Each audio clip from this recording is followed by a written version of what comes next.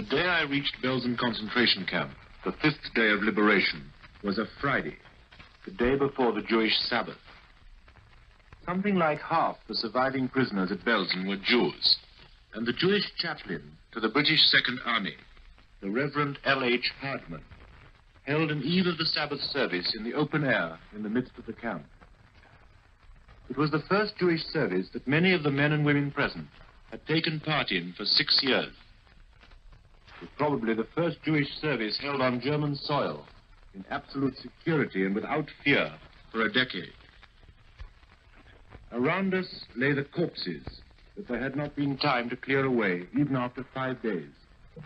40,000 or more had been cleared, but there were still 1,000 or 2,000 around. And people were still lying down and dying in broad daylight in front of our eyes. This was the background to this open-air Jewish service.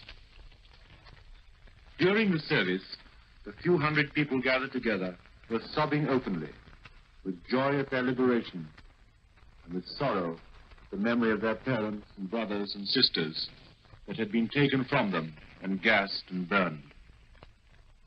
These people knew they were being recorded. They wanted the world to hear their voice. They made a tremendous effort, which quite exhausted them. Listen.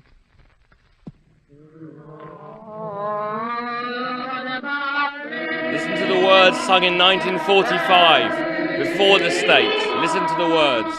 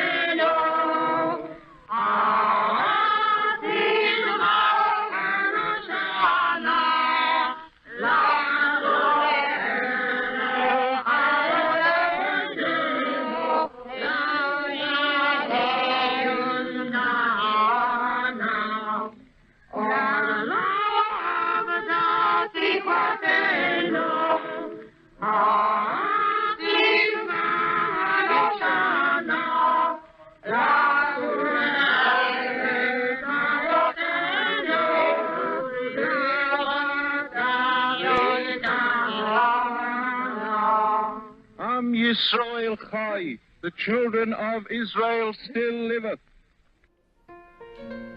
Tonight, we have begun something remarkable. In some ways, by this unique act of remembering we're going to begin, we've begun a journey from grief to hope. As Rabbi Lord Sachs said, we cannot bring the dead back to life.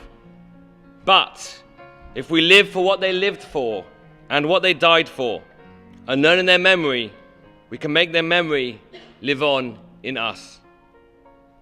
We can't change the past, but we can and we must change the future, showing that Am Yisrael Chai, the Jewish people, lives. We launched last week in Yerushalayim with Rav Lau. This week up and down the UK with Chief Rabbi Mervis. Tonight here with Rabbi Lord Sachs in New York, and across America as well.